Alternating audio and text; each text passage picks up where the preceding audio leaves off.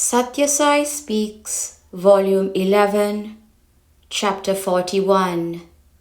My People, Part 2 of 2. Ganga of spirituality can never be polluted. When every moment of my stay in Delhi was thus packed with the sharing of Ananda, Gulzari Lal Nanda, president of the All India Sadhu Samaj, wanted to take me to Kurukshetra. I told him how could I leave the thick flood of people pouring out their hearts in anguish. Sai Baba, darshan there.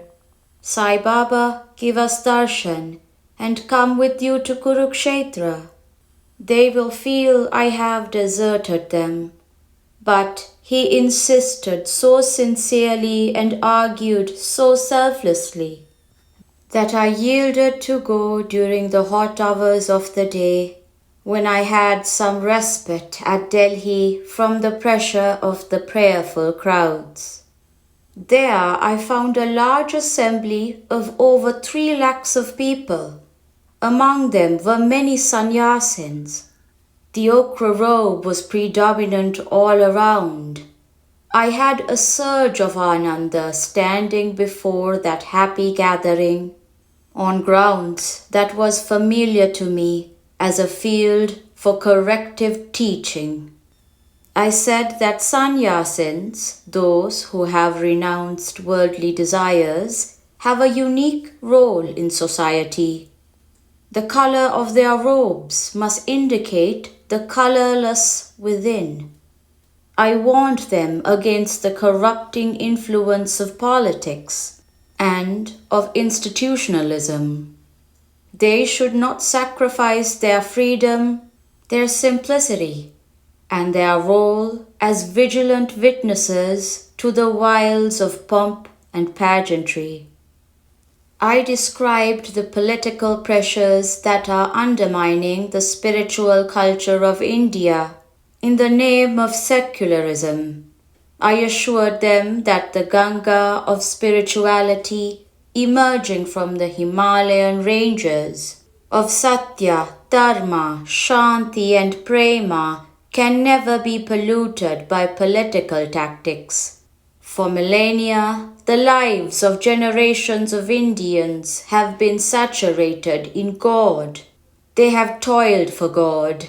They have been fostered by God. God is the root, the bedrock, the very breath of the millions of India.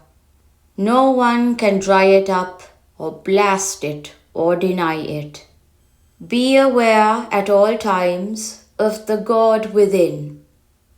The truth about the individual, the universe and God, discovered by dedicated delving and announced through universal compassion, can never be tarnished or argued away.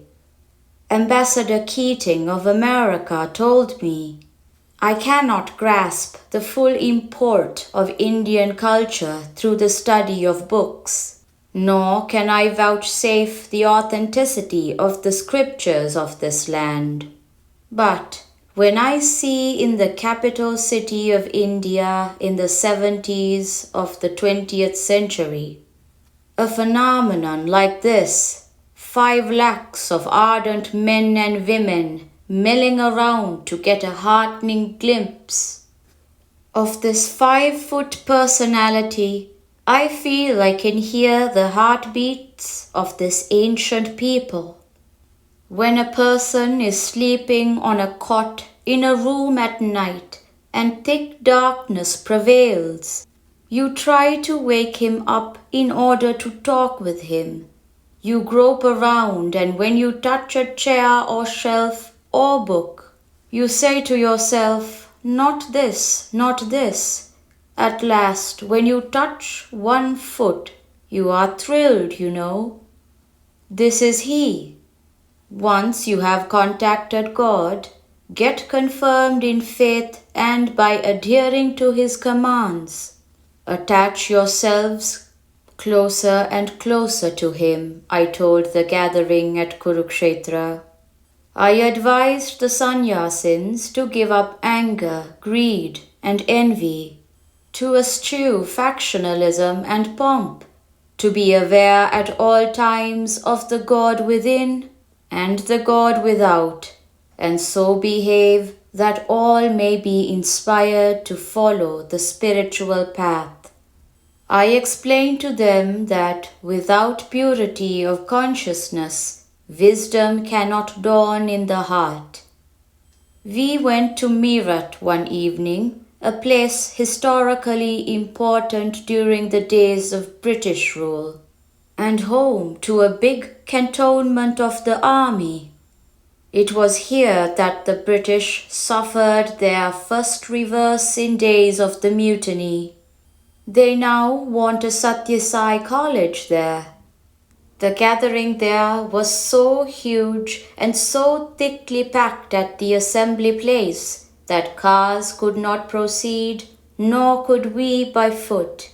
When we thought of returning, there was such weeping and wailing that I appeared on the dais while they were wondering where I was and whether I had left. I gave them joy, singing a few Namavalis. In the divine path, there is no chance of failure. I am telling you this because it is a forecast of what you can expect in the coming days. It is the path of love. We are having a summer camp for college students at Brindavan in May, the entire month. The chairman of the University Grants Commission, who has written a voluminous report on college education, told at Delhi that his long-cherished dream is now coming true, that what the government could not do, Bhagawan is making a reality. We have a number of scholars and pandits coming to speak on various subjects to the students. Of course, all subjects are spiritual. There is nothing beyond the realm of the spirit. Even matter is spirit, basically. I desire that you should share your Ananda with others and reflect in your daily life, conversations and actions, the ideals that inspire and guide them, which they can emulate and follow. There will never be any shortage or hesitation on my part in giving you Ananda. Any shortage or hesitation will come only from your willingness to accept what is offered. Stay vigilant and ensure you don't miss even the smallest glimpse of this bliss. End of part 2 of 2, Prashanti Nilayam, April 8, 1972. Desire discolors the intelligence. It perverts judgment. It sharpens the appetites of the senses. It lends a false lure to the objective world. When desires disappear, awe is concentrated on God. Intelligence is self-luminous.